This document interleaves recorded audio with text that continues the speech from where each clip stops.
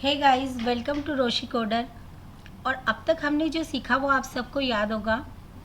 तो चलते हैं CSS में आगे। और आज मैं आपको सिखाने वाली हूँ कि CSS में बैकग्राउंड कैसे लगाते हैं, बैकग्राउंड में पीछे कलर कैसे देते हैं, इमेजेस कैसे सेट करते हैं। जब भी हम कोई वेबसाइट बनाते हैं तो हम चाहते हैं कि हमारा जो बैकग्राउंड हो वो बहुत ही अच्छा हो, क्योंकि जब बैकग्राउंड अच्छा होगा तो वो हमारी जो वेबसाइट होगी या हमारा जो प्रोजेक्ट होगा उसको एक नया लुक देगा। तो ये सबसे बहुत इम्पोर्टेंट पार्ट है CSS का, बैकग्राउंड सेट करना। तो मैं इसे स्टेप बाय स्टेप आपको पूरा सिखाऊंगी कि CSS में बैकग्राउंड कैसे सेट किया जाता है और CSS में बैकग्राउंड कैसे लगाया जाता है। ठीक है। और मैं आपको एक बात और कहना चाहूँगी, अब तक किसी ने भी मेरी HTML की प्लेलिस्ट को एक्सेस नहीं किया है तो आप प्लीज़ मेरी प्लेलिस्ट को एक्सेस कर लें जल्दी से जल्दी, ताकि आपका HTML कंप्लीट हो सके, आप मेरे साथ CSS में मेरे साथ साथ चल सकें। और उसके बाद हम जावास्क्रिप्ट सीखने वाले हैं, उसके बाद हम पाइथन करने वाले हैं। बहुत जल्दी आप एक प्रोग्रामर बनने वाले हैं। अभी तक आप कुछ नहीं थे, लेकिन अब बेस्ट प्रोग्रामर बनने वाले हैं। जो भी कॉन्सेप्ट आपके क्लियर नहीं, वो सारे कॉन्सेप्ट आपके क्लियर होने वाले हैं। तो मैं चाहूँगी जल्दी से आप मेरी HTML की प्लेलिस्ट को एक्सेस कर लें, ज़्यादा से ज़्यादा मेरे चैनल को शेयर करें, सब्सक्राइब करें, लाइक करें, ताकि ज़्यादा से ज़्यादा बच्चे इससे फ़ायदा उठा सके और कोडिंग के फील्ड में आगे बढ़ सके। तो चलते हैं CSS को सीखने में। CSS में बैकग्राउंड और इमेजेस कैसे लगाते हैं स्टेप बाय स्टेप मैं आपको सिखाती हूँ। ये मेरा VS कोड है। अब हम देखते हैं अब तक हमने क्या सीखा है। अब तक हमने एक ID दी थी, एक क्लास दी थी और टेक्स्ट, ग्रीन टेक्स्ट कलर किया था। तो मैं दिखाती हूँ लाइव सर्वर में जाके अब तक हमने क्या सीखा था। ये सीखा था, आपको लर्न होगा कि पिछली वीडियो में मैंने आपको क्या सिखाया था। तो ठीक है, मैं इसको एक बार रिपीट कर रही हूँ और आपको बता रही हूँ। पैराग्राफ्स को हमने कलर दिए थे, क्लास को हमने डिफरेंट कलर दिया था और हमने पूरा इसको कंप्लीट किया था। अब मैं ये क्या करूँगी, ये वाला जो कोड हमने लिखा हुआ है इसको मैं कमेंट आउट कर दूँगी ताकि हम नया कोड लिख सकें। कमेंट आउट क्या है ये मैं आपको पहले भी बता चुकी हूँ। चाहे हम कोई प्रोग्रामिंग लैंग्वेज करें, चाहे HTML करें, चाहे CSS करें, हम कुछ भी करें, कमेंट आउट हमेशा हमारे साथ चलने वाला है। किसी भी चीज़ को कमेंट करना या कमेंट आउट करना ये हमारे साथ चलेगा। क्यों? क्योंकि अब हमारा जो कोड है वो हमारे काम नहीं आ रहा है, या हमें और हमको उसको रखना भी है और वो हमारा यूज़फुल नहीं है, तो हम क्या करेंगे, उसको कमेंट कर देंगे। कमेंट करने से क्या होगा, हमें तो वो कोड दिखाई दे रहा है बट कंप्यूटर उसको नहीं पढ़ पाएगा। कंप्यूटर के लिए अब यहाँ पे कुछ भी नहीं लिखा है, वो कमेंट हुई हुई चीज़ को नहीं पढ़ सकता। तो यही मैं CSS में करूँगी। CSS में भी हमारा जितना भी कंटेंट है मैं उसको कमेंट कर दूँगी। कमेंट करने से क्या होगा, कंट्रोल+बैकस्लैश से हम इसको कमेंट करते हैं। पहले भी मैंने आपको बताया है, इतना आसान है आपके लिए सीखना। तो चलें index.html में चलते हैं और बैकग्राउंड लगाना सीखते हैं। बैकग्राउंड लगाने के लिए क्या करूँगी, मैं यहाँ पे एक div टैग ले लूँगी। क्या ले लूँगी, एक div टैग ले लूँगी। ये मैंने एक div टैग ले लिया और इसके अंदर मैं एक पैराग्राफ बना लूँगी। ठीक है। पैराग्राफ बनाने के लिए मैंने आपको बताया है कि कंटेंट हमारे पास रेडीमेड इसके अंदर होता है। ये एक VS कोड की तरफ से हमें गिफ्ट है। अब मैं lorem 1000 लिख देती हूँ तो 1000 कंटेंट हमारे पास लिखा हुआ आ जाएगा। ये देखिए, मैंने lorem 1000 लिखा और 1000 कंटेंट हमारे पास लिखा हुआ आ गया। ठीक है। अब मैं लाइव सर्वर में जाके आपको दिखाती हूँ कि ये कैसा दिखाई दे रहा है।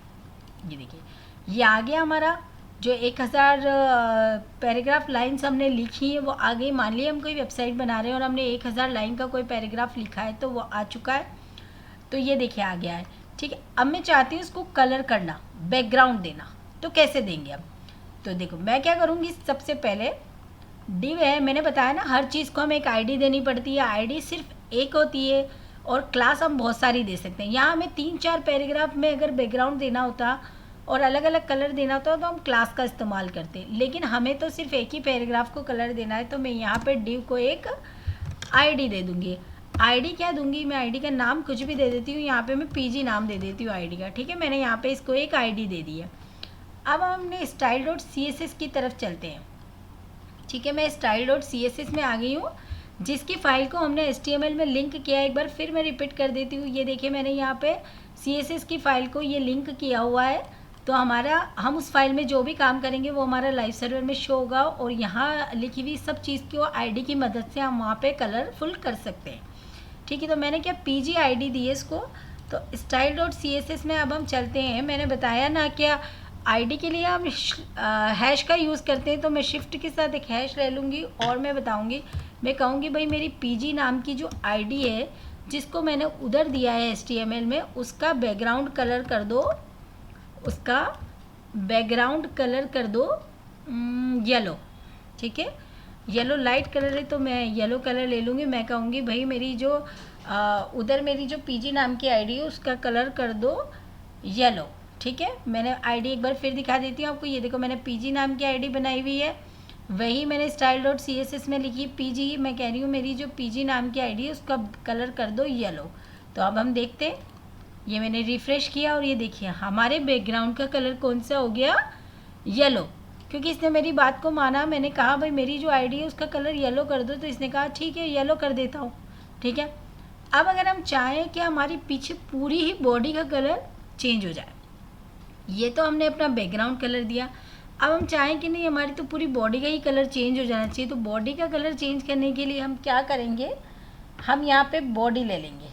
क्या ले लेंगे, हम यहाँ पे बॉडी को ले लेंगे और बॉडी लेने के बाद हम कहेंगे कि भाई बॉडी का पूरा बैकग्राउंड कलर कर दो रेड। क्या कह देंगे, पूरा बॉडी का बैकग्राउंड कलर कर दो रेड कर दो। क्या कहेंगे, रेड कर दो।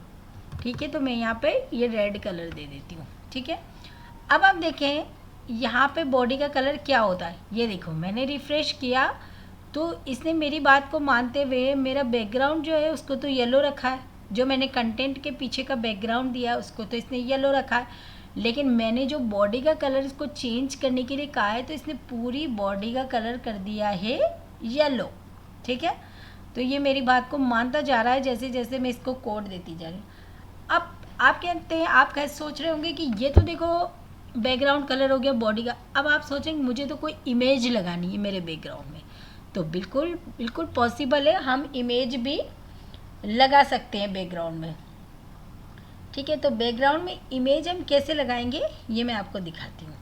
ठीक है, तो इसके लिए क्या पढ़ना पड़ता है, हमें एक URL देना पड़ता है। ठीक है ना, क्या देना पड़ता है, URL। तो चलते हैं हम अपने VS कोड में और बैकग्राउंड में लगा देते हैं इमेज। तो अब मैं इसको कहूँगी कि भाई मेरे जो बैकग्राउंड है वही मैं हैश का यूज़ करूँगी और कहूँगी पीजी जो मेरी आईडी है उसमें लगा दो एक बैकग्राउंड इमेज। देखिए मैंने पहले से यहाँ पे एक इमेज लिया हुआ है। इमेज लाना मैंने आपको बता रखा है HTML में कि इमेज हम यहाँ पे कैसे लेके आते हैं और इमेज को हम कैसे सेट करते हैं। ठीक है, तो मैं आपको बता रही हूँ कि हम पहले हमने HTML में इमेज लगाया था, अब मैं आपको बता रही हूँ कि CSS में इमेज कैसे लगाते हैं। ठीक है, पहले हमने सीखा था HTML के थ्रू की इमेज कैसे लगा सकते हैं। इमेज हम अभी भी HTML के थ्रू भी लगा सकते हैं, बट वो इमेज ऊपर आएगा, लेकिन हम अगर बैकग्राउंड में इमेज लगाना चाहते हैं तो हमें CSS की हेल्प लेनी होगी। तो मैं कह रही हूँ कि भाई मेरा जो PG ID है उसमें लगा दो एक बैकग्राउंड इमेज। क्या लगा दो, उसमें एक बैकग्राउंड इमेज। ठीक है, बैकग्राउंड इमेज के लिए हमें क्या करना पड़ता है, इसका एक URL देना पड़ता है। ठीक है ना, URL देना पड़ता है कि भाई हमारी इमेज कहाँ है। तो मेरी इमेज क्या है, p1.png, p1.png ये मेरी इमेज है। ठीक है ना, अब मैंने इसको लगा दिया। अब मैं देखती हूँ लाइव सर्वर में जाके कि अब इसने इमेज को लगाया है या नहीं लगाया, क्या हुआ है। ये देखिए अब मैं यहाँ पे रिफ़्रेश कर रही हूँ तो ये मेरा इमेज आ गया है, ये मेरा फुल ऑफ इमेज इसके ऊपर आ चुका है। अब आप देख रहे होंगे कि जो मेरा इमेज है वो बार बार रिपीट हो रहा है, यहाँ भी रिपीट हो गया, यहाँ भी रिपीट हो गया, यहाँ भी रिपीट हो गया, मतलब मेरा इमेज पूरे पेज पे रिपीट हो रहा है। ठीक है ना, कंटेंट के साथ साथ अब मैं चाहती हूँ कि इमेज रिपीट ना हो, मेरा इमेज एक ही। ये तो चलो मैंने ये एक छोटा सा डायग्राम जैसा इमेज लिया हुआ है, अगर कहीं आप कोई सीनरी लेंगे या कोई फ़ोटोग्राफ लेंगे, कुछ और लेंगे, तो ये इसको बार बार रिपीट करेगा तो वो थोड़ा अच्छा नहीं दिखेगा हमारे पेज पे। तो मैं चाहूँगी कि भाई ये रिपीट नहीं करे, तो इसके लिए CSS में क्या होता है, एक और प्रॉपर्टी होती है, वो मैं आपको बताऊंगी। हम क्या लिखेंगे, बैकग्राउंड रिपीट का एक और लगाएंगे। तो हम क्या लगाएंगे भाई, बैकग्राउंड हमारा रिपीट नहीं होना चाहिए, तो हम क्या कहेंगे इसको, कि बैकग्राउंड, हम क्या कहेंगे भाई बैकग्राउंड, ये बैकग्राउंड हमने ले लिया और अब हम इसको कहेंगे बैकग्राउंड को रिपीट हमें नहीं करना है, तो अब हम इसको क्या कहेंगे कि भाई बैकग्राउंड को, बैकग्राउंड के साथ हम क्या ले रहे हैं कि बैकग्राउंड, ये आ गया बैकग्राउंड रिपीट, इसने मुझे एमेट में से दे दिया तो मैं इसको दूंगी नो रिपीट। क्या दिया मैंने इसको, बैकग्राउंड रिपीट नो रिपीट। भाई मेरा जो बैकग्राउंड है वो रिपीट नहीं होना चाहिए, जैसा है वैसे ही आना चाहिए। तो मैं देखती हूँ अब रिफ्रेश करके, तो ये क्या कर रहा है, ये देखो इसने मेरे बैकग्राउंड को अभी तक जो रिपीट कर रहा था वो बंद कर दिया। इसने मेरा कहना मानते हुए बैकग्राउंड को सिर्फ एक ही जगह पे स्टेबल कर दिया कि ये आपका इमेज है, इमेज मैंने इसमें लगा दिया है। तो ये देखो मेरा कहना माना इसने, मैंने इसको कहा भाई बैकग्राउंड को रिपीट मत करना, तो इसने बैकग्राउंड को रिपीट नहीं किया, नो रिपीट मैंने इसको बोला। जैसे आप बच्चों को क्लास में समझाते हैं ना, वैसे ही हम इसको इंस्ट्रक्शन दे देते, तो ये हमारे इंस्ट्रक्शन को मानता है। तो मैंने कह दिया बैकग्राउंड रिपीट नहीं होना चाहिए, नो रिपीट, तो हमारा बैकग्राउंड रिपीट नहीं हो रहा है बिल्कुल भी, हमारा बैकग्राउंड सही तरह से लगा हुआ। अब हम पोजीशन की जो इमेज होती है, इमेज की जो मतलब पोजीशन है उसको भी सेट कर सकते हैं। कैसे सेट कर सकते हैं, अब मैं कह सकती हूँ इसको कि मेरे इमेज की जो पोजीशन है उसको कर दो सेंटर।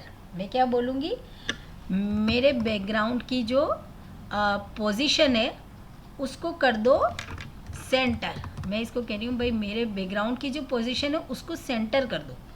मेरी इमेज अभी तक जो कोने में आ रही है ना, भाई इसको सेंटर में कर दो, ठीक है। तो अब देखते हैं इसने क्या किया, ये मेरी इमेज को इसने कर दिया सेंटर में। क्या कर दिया इसने, मेरी इमेज को सेंटर में कर दिया। मैंने इसको कहा भाई मेरी इमेज को सेंटर में कर दो, मुझे तो सेंटर में सही लगेगी इमेज, तो इसने मेरी इमेज को सेंटर में कर दिया। जैसा इंस्ट्रक्शन मैं इसको दूंगी ये वैसा ही करेगा, ठीक है। और मैं इसको कहूँ कि नहीं भाई मेरी इमेज को की जो पोजीशन है बैकग्राउंड में उसको 5% तो इधर कर दो और 10% इधर कर दो, तो देखते हैं क्या होता है।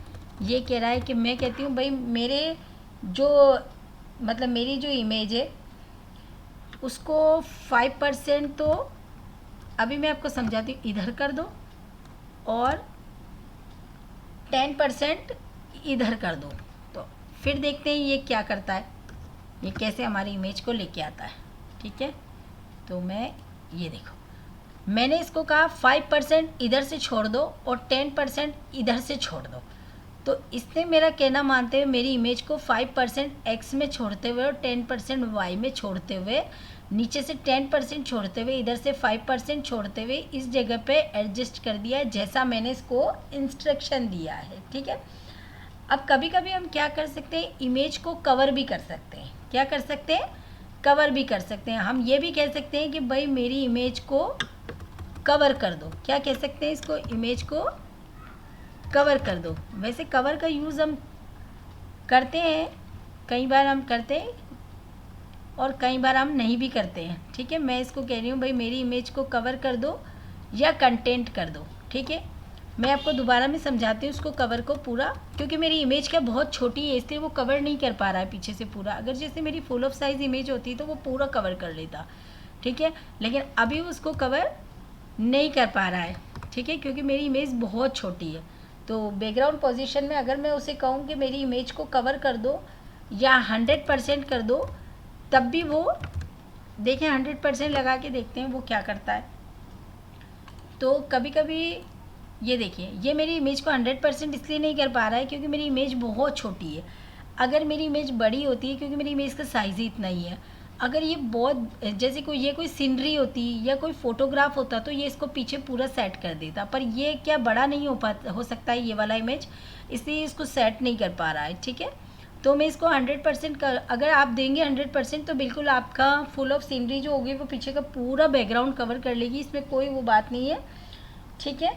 और हम बैकग्राउंड का जो साइज़ है उसको पिक्सल में भी दे सकते हैं। क्या दे सकते हैं, पिक्सल में भी दे सकते हैं कि भाई हमारे अभी हमने पोजीशन दिया था, अब हम कहें कि बैकग्राउंड का जो साइज़ है, भाई हमारे बैकग्राउंड का जो साइज़ है उसको पिक्सल में कर दो। जैसे 500 पिक्सल और 500 पिक्सल कर लो, और 700 पिक्सल कर दो, ठीक है। तो अब हम देखते हैं ये क्या देता है। तो मैं इसको कह रही हूँ भाई 500 पिक्सल और 700 पिक्सल कर दो। तो मैक्सिमम मेरा इमेज जितना बड़ा हो सकता था 500 और 700 पे इसने कर दिया, ठीक है। तो मैं चाहूँ तो ऐसे भी इसको कवर कर सकती हूँ, क्यों? क्योंकि जितना मेरा इमेज है इसको इसने कवर कर दिया कि इसने 500 पिक्सल इसको बड़ा कर दिया और 700 पिक्सल इसको चौड़ा कर दिया एक्स और वाई में। तो ठीक है, अब आपको समझ में आया। आप जितना पिक्सल देंगे उसका इतना साइज़ बढ़ता जाएगा। मैं 700 पिक्सल कर दूंगी तो ये और बड़ा हो जाएगा। ये देखिए ये और बड़ा हो गया है। अब अगर मैं यहाँ 1000 पिक्सल कर दूं कि भाई 1000 पिक्सल का ये हो जाना चाहिए, तो ये देखिए ये 1000 पिक्सल का ये कितना बड़ा हो गया मेरा इमेज। फुल ऑफ जहाँ तक ये जा सकता है वहाँ तक, कंटेंट से बाहर तक ये जा रहा है, ठीक है। तो मैं अभी इसको छोटा कर देती हूँ। अभी मैं इसको 500 पिक्सल ही कर देती हूँ ताकि ये देखने में थोड़ा अच्छा लगे और आपको समझ में आए, ठीक है। ये मैंने आपको समझाने के लिए लगाया था। अभी मैंने इसको इतना साइड में सेट कर दिया है, ठीक है। अब आप सोचें कि बैकग्राउंड में जो इमेज है वो तो वही रहे और कंटेंट ऊपर नीचे हो, तो हम क्या लगाएंगे, ठीक है। जैसे कि अभी देखो मैं आपको बता रही हूँ, ध्यान से देखना आप। हम ऊपर कर रहे हैं तो इमेज और कंटेंट यानी पीछे का जो पैराग्राफ कलर सब ऊपर जा रहा है। नीचे आ रहे हैं तो ये भी नीचे आ रहा है। ऊपर ले जाना है तो सब चीज़ ऊपर जा रही है, नीचे आ रहा है तो नीचे जा रहा है। अब हम सोचें कि भाई बैकग्राउंड की जो इमेज है ये यहीं रहे और जो पीछे का कंटेंट है वो ऊपर और नीचे हो, तो वो कैसे होगा? तो उसके लिए हम क्या करेंगे, हम एक प्रॉपर्टी का यूज़ करेंगे। कौन सी प्रॉपर्टी का यूज़ करेंगे? हम यूज़ करेंगे एक प्रॉपर्टी का, तो वो कौन सी है? Background attachment. कौन सी प्रॉपर्टी का यूज़ करेंगे हम? Background attachment. ये देखिए इसमें आ रहा है फिक्स्ड। क्या करेंगे हम? बैकग्राउंड अटैचमेंट फिक्स्ड का यूज़ करेंगे। तो हम देखते हैं अब लाइव सर्वर में जाके। ये देखिए अब जो है हमारा कंटेंट ऊपर नीचे हो रहा है। ये देखिए कंटेंट ऊपर जा रहा है, नीचे आ रहा है, कंटेंट ऊपर जा रहा है, नीचे आ रहा है, लेकिन हमारी इमेज वही की वही है। इमेज बिल्कुल भी हमारी डिस्टर्ब नहीं हो रही है। जैसे कि पहले हमारी इमेज डिस्टर्ब हो रही थी ना, ऊपर 7 ऊपर जा रही थी, 7 नीचे आ रही थी। लेकिन अब आप देखो कंटेंट ऊपर नीचे हो रहा है, इमेज वही की वही है, ठीक है ना। बिल्कुल ऊपर नीचे नहीं हो रही, इमेज एक जगह पे स्टेबल यानी फिक्स्ड अटैच हो गई है, ठीक है ना।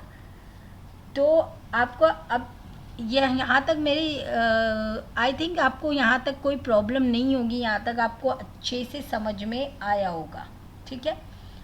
अब आप चाहें तो मल्टीपल बैकग्राउंड भी लगा सकते हैं। कैसे लगा सकते हैं?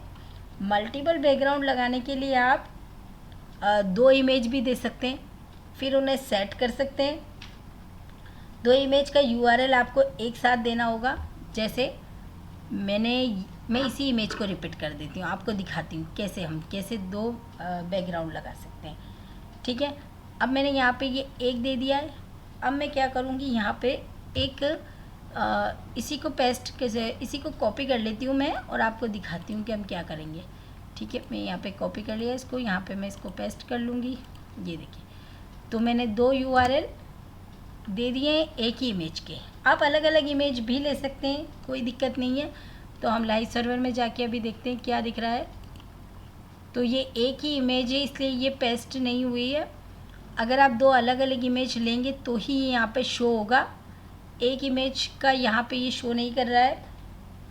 अगर आप अलग अलग इमेजेस जैसे अगर लेते हैं तो 2 इमेज एक साथ आप सेट कर सकते हैं, ठीक है। क्योंकि वो अलग अलग इमेजेस होगी तो वो अलग अलग जगह पे आ गई। क्योंकि यहाँ पे ये इमेज मेरी शो क्यों नहीं हो रही है? वो इसलिए नहीं हो रही है क्योंकि हमने कह दिया है ना यहाँ पे कि इमेज रिपीट नहीं होनी चाहिए।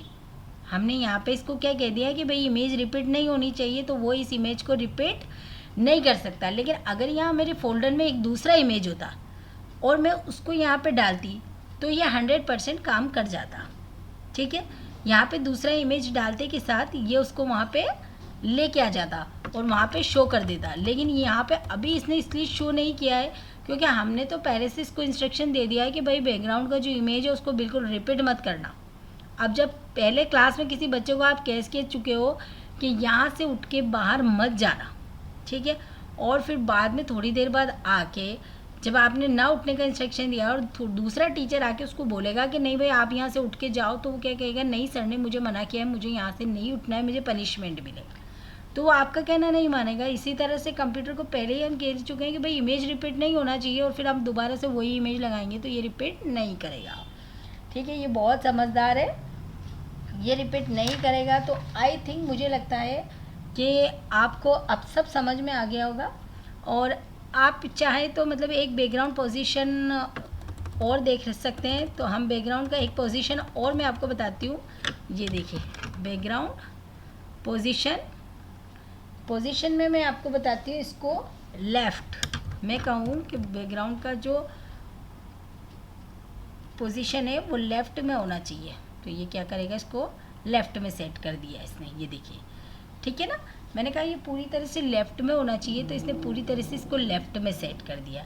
अगर मैं यहाँ राइट कर दूँगी तो ये इसको राइट में सेट कर देगा, मैं टॉप कर दूँगी तो टॉप में, मैं बॉटम कर दूँगी तो ये बॉटम में सेट कर देगा। ठीक है ना, तो इस तरह से ये सब, इस तरह से आई थिंक मुझे लगता है जो आपका पूरा कॉन्सेप्ट क्लियर हो गया होगा। सिर्फ हमने HTML में कुछ नहीं किया है, डिव को एक ID दे दी है और एक पैराग्राफ हमने 1000 का लिख दिया है, और इसकी सारी फिनिशिंग जितनी भी थी हमने CSS के अंदर की है।